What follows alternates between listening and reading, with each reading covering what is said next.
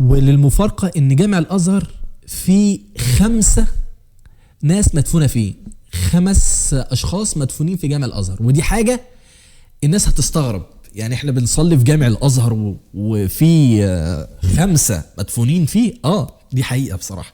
لو دخلت من باب الصعايدة على ايديك الشمال هتخش كده في اوضة صغيرة هتلاقي فيه 5 مدفونين في جامع الازهر. هتقول لي حرام مش حرام، هي دي الحقيقة.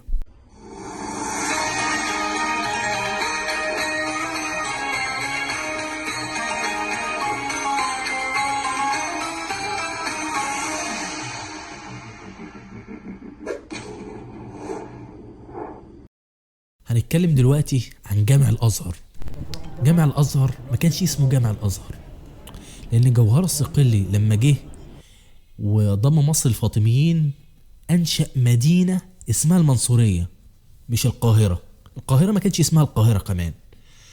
لما جه المعز لدين الله الفاطمي غير اسمها من المنصورية للقاهرة، وانشأ ايه؟ هتقول لي جامع الازهر؟ لا مش جامع الازهر، انشأ جامع القاهرة، لان ما كانش لسه اتسمى جامع الازهر. خلينا نرجع ورا شوية. قبل ما يجي الفاطميين كان ايه الدولة الموجودة في مصر؟ الدولة اللي كانت موجودة في مصر هي الدولة الإخشيدية اللي أسسها محمد بن إخشيد. جه من بعديه راجل عظيم جدا كان اسمه أبو المسك كافور. كافور ده كان عبد، اتقال فيه المتنبي قال فيه لا تشتري العبد إلا والعصا معه، إن العبيد لأنجاس مناجيس. كان ليه قصة كبيرة وليه قصة محفزة شوية للشباب. أبو المسك كافور الإخشيدي كان عبد وجه لمصر عشان يتباع في سوق النخاسة. فمرة أحد التجار سأل العبيد بتوعه نفسكم تبقوا إيه؟ اخلص سيدي أنت وهو، عايز تبقى إيه؟ اللي قال منهم أنا نفسي أبقى خادم السلطان، واللي قال منهم أنا نفسي أبقى طباخ كبير عشان أكل ببلاش. وجه عند أبو المسك كافور قال له أنا نفسي أبقى السلطان. فالبياع بقى يبص لكافور الإخشيدي، أنت عبد جايين عشان تتباع، عايز تبقى السلطان علينا؟ فاعتبرها يعني زلة لسان.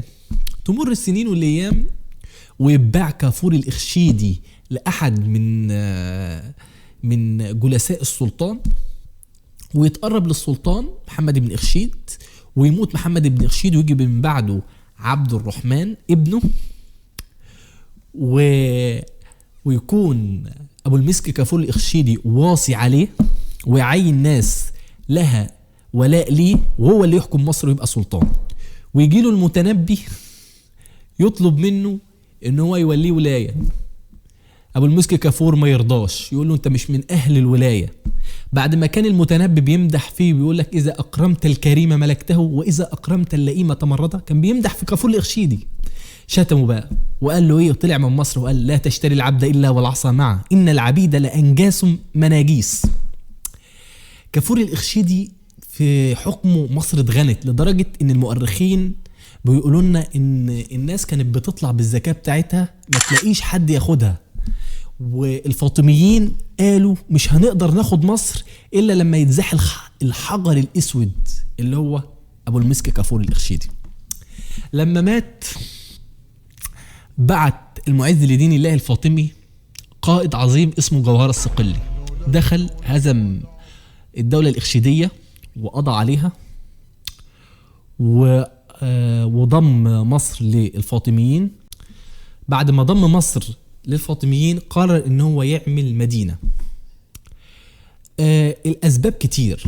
في بعض المؤرخين يقولوا لك ان هو كان عشان هو كان مذهبه شيعي وأهل مصر كانوا سنة، وخاف من تجمعهم عليه او حاجة زي كده، فقرر ان هو يعمل مدينة ويحصنها بالتحصينات الكبيرة ديت.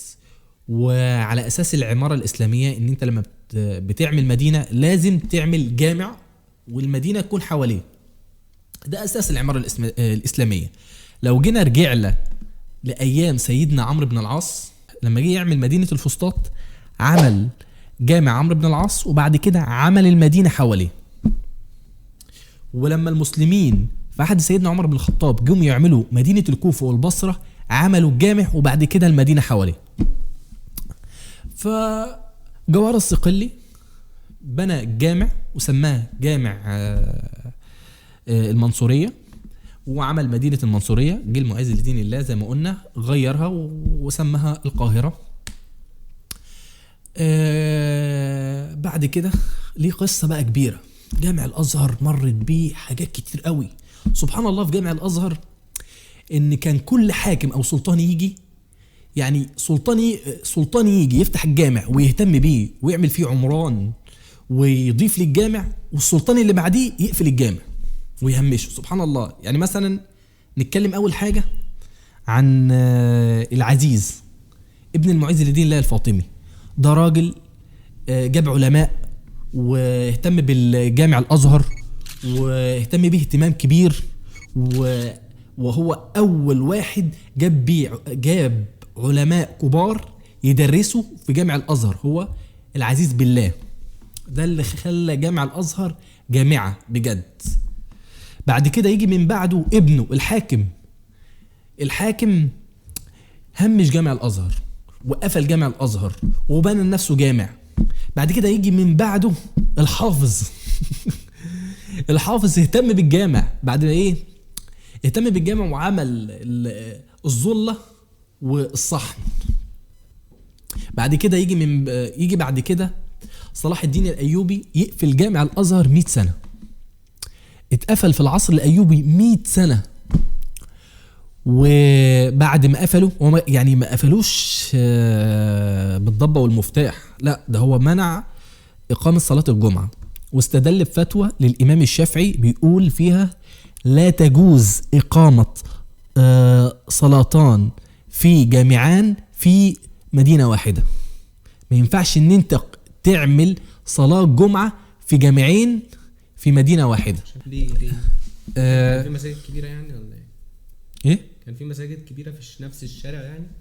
لا هو ما كانش في مساجد كبيرة. هو كان المؤرخين قالوا ان صلاح الدين لما جه وهو اصلا يعني هو كان سني ودولة الفاطمية شيعة، هو اسقط الدولة الفاطمية وجامع الازهر كان بيدرس المذهب الشيعي، فهو كان عايز يحد من انتشار المذهب الشيعي، فقرر ان هو يقفل جامع الازهر وما يقامش فيه صلاة الجمعة، ويقام في جامع الحاكم بحيث ان هو يحد من انتشار المذهب الشيعي. بس ده كان الغرض منه. واستدل بفتوى للامام الشافعي بيقول فيها لا تجوز إقامة صلاتان جمعة في جامعان في مدينة واحدة. هو استدل بكده. ولأن المؤرخين أغلبهم يقول لك أنت لو هتاخد بفتوى الإمام الشافعي ما قالش إن أنت تقفل الجامع اللي في قلب المدينة لأن ده أقرب للناس.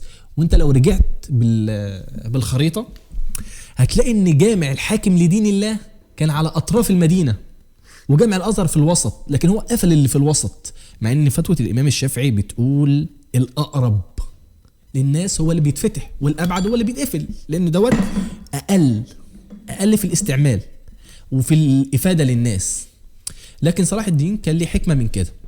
العصر الايوبي شهد جامع الازهر تهميش رهيب جدا. نيجي بقى للعصر المملوكي. العصر المملوكي اهتموا بجامع الازهر. هو كده جامع الازهر كده، السلطان اللي بيجي يهتم بيه اللي بعده بيهمشه ويقفله، هو على طول كده. في العصر المملوكي كان عكس العصر الايوبي، اهتموا بجامع الازهر، وكل المآذن اللي هتروح جامع الازهر وهتشوفها بعينيك دي انشئت في العصر المملوكي. اهتموا بيه وانشأوا 3 مدارس، المدرسة الجوهرية والمدرسة الطبرستانية والمدرسة الأبجقاوية، 3 مدارس.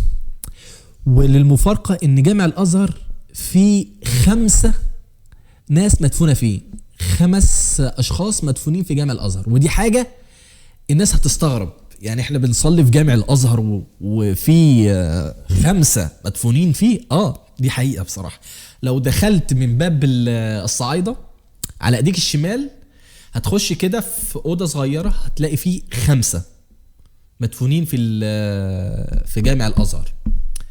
هتقول لي حرام مش حرام، هي دي الحقيقة. يعني هتلاقي علاء الدين طيبرس، ده كان في عهد الخلافة العثمانية.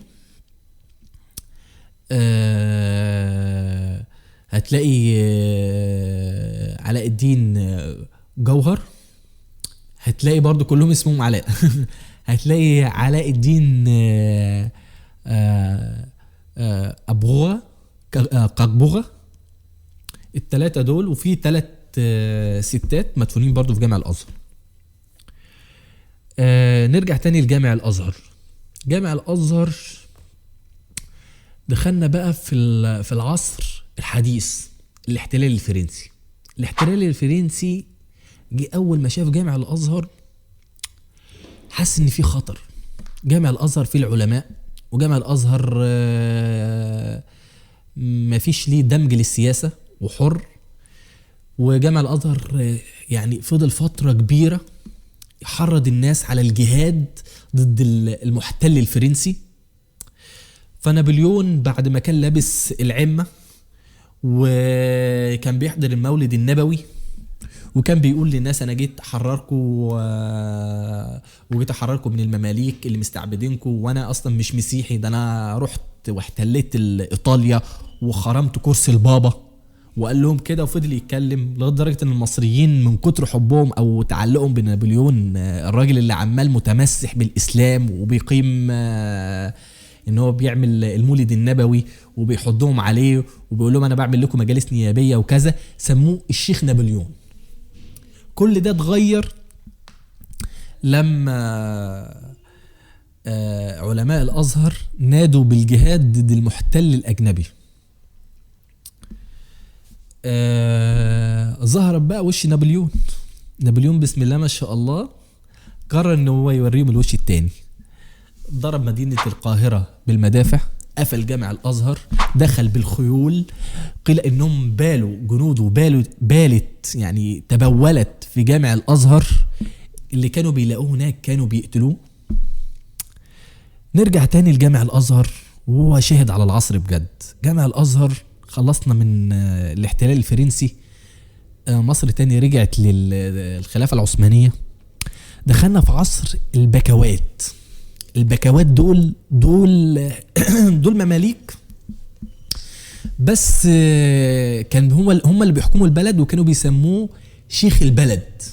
اللفظ ده ما ظهرش غير في الخلافة العثمانية، شيخ البلد. ظهر اللفظ دوت اللي هو المماليك اللي بيتصارعوا مع بعض على الحكم، بس هم كلهم تحت الخلافة العثمانية. ظهر عبد الرحمن كتخودة، ده كان في عهد السلطان علي بيك الكبير.